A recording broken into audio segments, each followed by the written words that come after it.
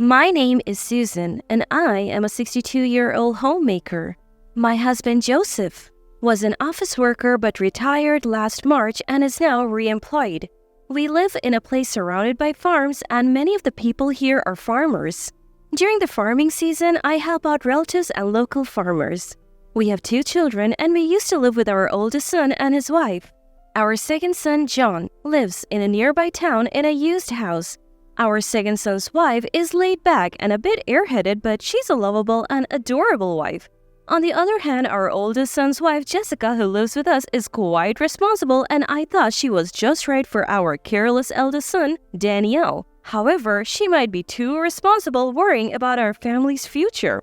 As my husband's retirement was approaching, she was thinking about what's next even more than we were. My father-in-law's salary will drop significantly once he's retired. That means we won't be able to live as we have been.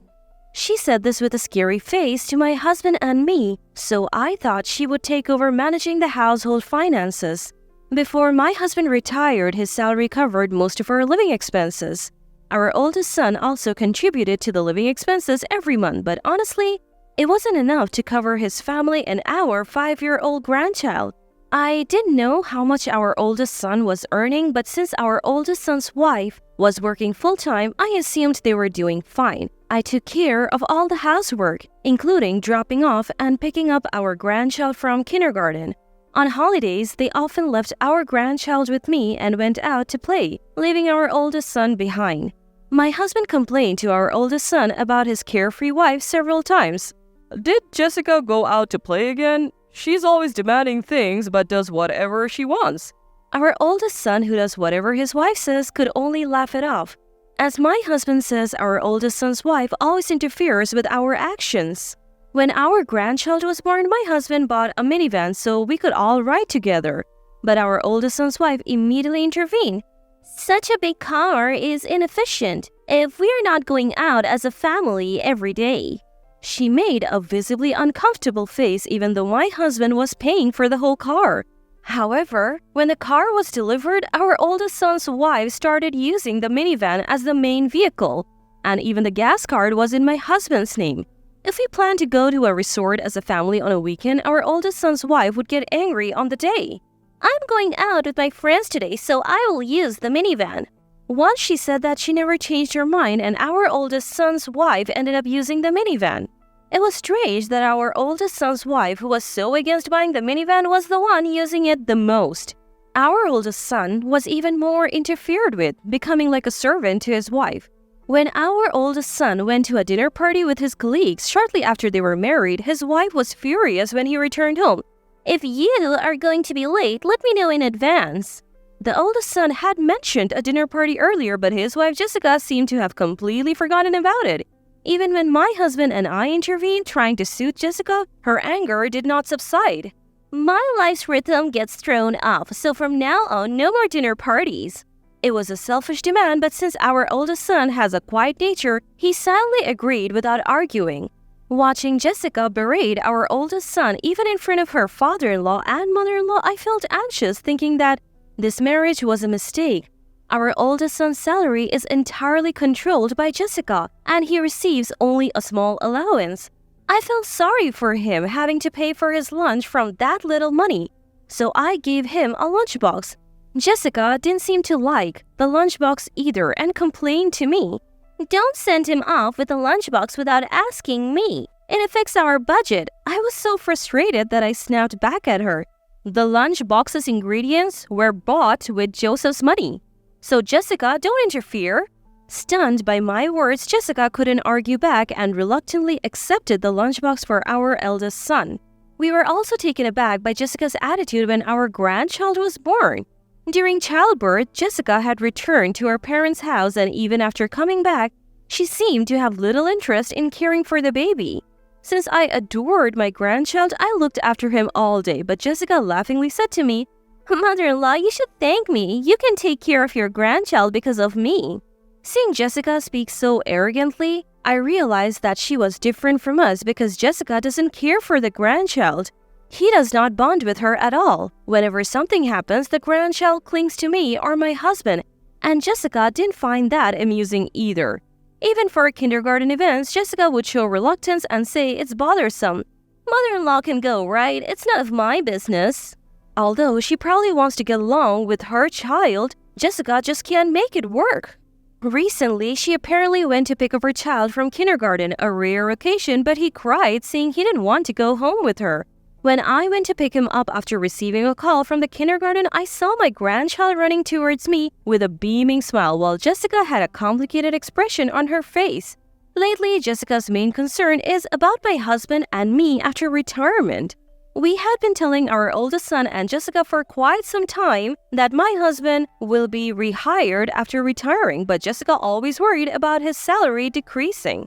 I finally decided to propose something to Jessica. If Joseph is rehired, shall we leave the household finances to you, Jessica? Jessica glared at me with a fierce look, but after thinking for a moment, she answered, "So you mean that I will be in charge of this house?" I nodded. That was my intention. Oldest son's wife, looking perplexed, nevertheless smiled and said, "I understand from now on I will take charge of everything." Her smile was airy. But starting in April, when my husband was rehired, we decided to entrust the household finances to our oldest son and his wife. From the next day, the oldest son's wife handed me papers to record the utilities, monthly payments, and food expenses individually. The monthly payments could be seen on our banking cards, but the food costs were only roughly known. When I filed in an approximate amount, the oldest son's wife yelled at me, "You have been buying groceries like this? How pathetic. You are a typical incompetent housewife." I felt like bursting into anger, but I wanted to see how well she could manage things. From April, we planned to live on the salaries of our oldest son and his wife, paying only our share of the food and utilities. But then the oldest son's wife demanded the same amount as before. "I expect father-in-law to contribute the same amount every month," she said. My husband, surprised, immediately replied, "Aren't we living on Daniel and Jessica's salaries now?" To my husband's words, the oldest son's wife responded with a laugh. "What are you talking about? I'm only deciding how to distribute and pay. Father-in-law will pay as before." We didn't understand what she was saying, and she added, "If you can't pay the usual money, please leave this house. You two outdated nuisances are in the way." Called outdated nuisances, my husband couldn't stand it any longer. "How dare you talk to your parents like that? If we were a nuisance, we'll leave." It was rare to see my usually gentle husband so angry. We went to our room to discuss our future. I was worried about what we would do if we left, so I asked my husband, "What will we do if we leave this house?" My husband replied calmly, as if his earlier anger was a lie. "We plan to go to John's house. I've already talked to him." Surprised by his unexpected words, my husband continued with a happy face, "Let's give that arrogant oldest son's wife and sloppy Daniel a taste of their own medicine." I still didn't understand what my husband was saying, but I decided to trust him. Our oldest son, who had heard that his wife wanted us to leave, was panicking alone. And, unable to stop her, a truly pitiful son. My husband had already begun preparing for the move, and I started packing too. The oldest son's wife, a little surprised to see that we were really moving, kept making snide comments as we packed. "Be prepared. I'll throw away all the stuff you leave behind. You outdated nuisance couple are slow in preparing for the move." I had always thought she was awful, but now she seemed to be showing her true colors, hurling one insult after another. "Don't you think about leaving some inheritance for your grandchildren, since you don't have much time left in life?" I had never seen my oldest son's wife so intense before, and I was stunned. But after she left, my husband was laughing. "She must be thrilled thinking she can make this house and land her own." The area is rural, so there are many large houses, but ours is one of the most impressive ones. The house is old, but we have fixed it up many times so we can still live in it. The land is quite spacious, so if we wanted to build single-family homes, there's enough room for 4 or 5. A week after being told to leave this outdated nuisance of a house, my oldest son's wife came to me with a pleased look on her face. "Are you ready to move?" My husband replied with a smile just as big as hers. "We'll be out by tomorrow. Don't worry." We had already moved most of our belongings and only the valuables were left. My oldest son's wife didn't seem to care where we were moving to. She just wanted us out of the house. The next day, as we were leaving, she saw us off at the front door with a confident posture. Our oldest son was hiding in the shadows, looking guilty, and I was disgusted with him for being so controlled by his wife. Our grandchild didn't seem to know I was leaving and was crying in his father's arms. Leaving the house wasn't that sad, but I felt like crying for our left-behind grandchild.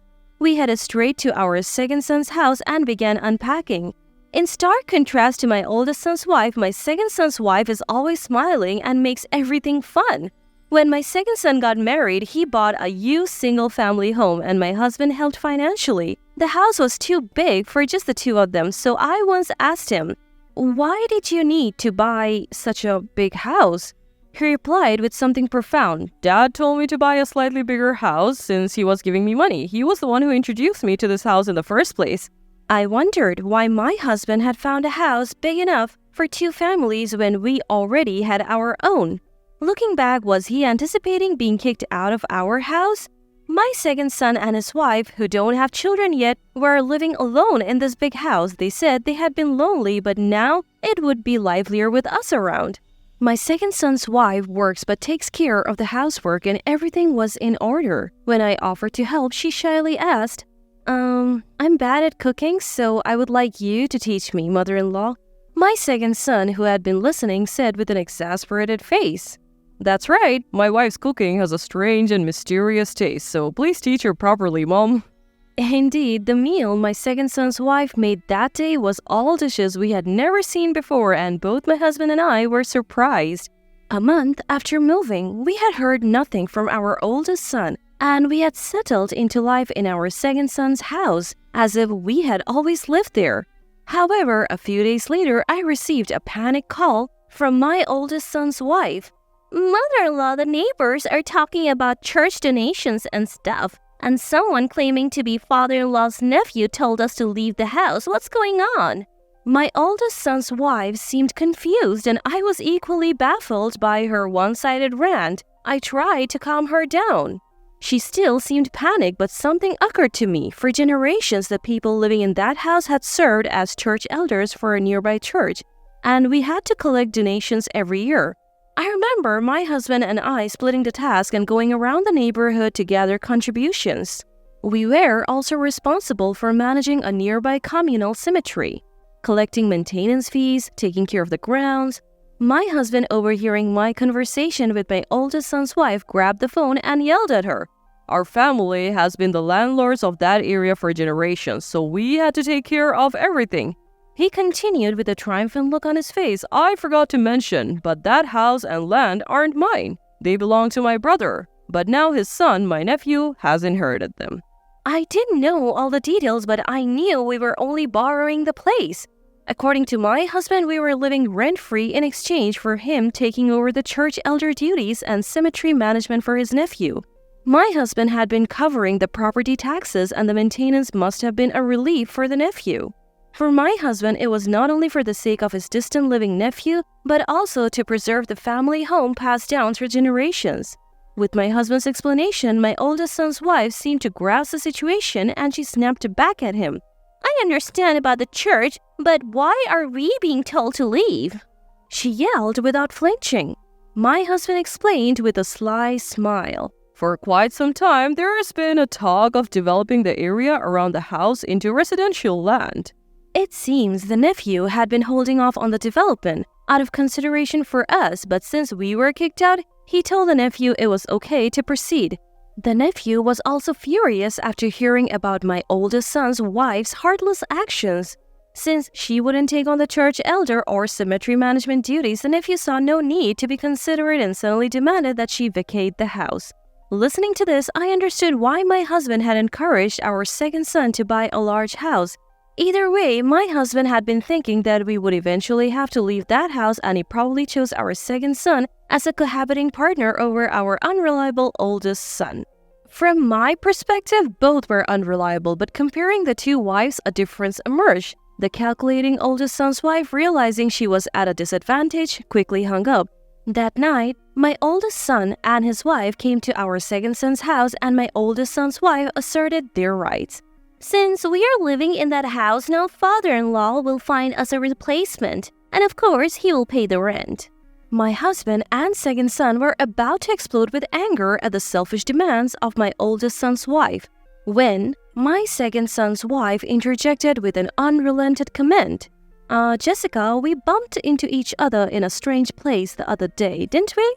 At this sudden and inexplicable remark, my second son looked ready to erupt in anger, but his wife showed everyone her mobile phone.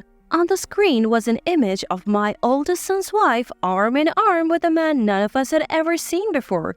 The moment she saw the picture, the color drained from my oldest son's wife's face. The second son's wife continued to press her. I work near that spot, so I have seen you there a few times," she said, showing more pictures one after the other. My oldest son's wife's previous bravado was gone, and she looked down trembling. Even my unreliable oldest son couldn't hold back and yelled, "You've been cheating on me?" Normally, one would give up at this point, but my oldest son's wife wasn't silent. "That's right, I have been cheating. If you didn't have any assets, I would have never married a man like you." Whether defiant or proud, my oldest son's wife spat out her usual harsh words and left with one last parting shot. "A man without a house or land, I'll be the one to break up with you." Without a single word of apology, she left my second son's house. Afterwards, my oldest son and his wife officially divorced. He took custody of their child and substantial compensation was demanded. With the evidence photos taken by my second son's wife, there was no way to deny it. My oldest son rented an apartment and lived with his child. But since we live nearby, I go over to take care of my grandchild. I was worried. They might be lonely without their mother, but they seem happier and more energetic without their disliked mother around. My oldest son's wife, after the divorce and losing the compensation money, borrowed money from her lover and was pressured to repay it, so she fled somewhere. It was probably good for my oldest son to part ways sooner, and all of this was thanks to my second son's wife's efforts. We recently found out that my second son's wife is expecting a baby. Though she often seems absent-minded, it turns out she's the most responsible of all, and I'm sure she will be a great mother. I'll have to take care of 2 grandchildren now, so I want to keep doing my best.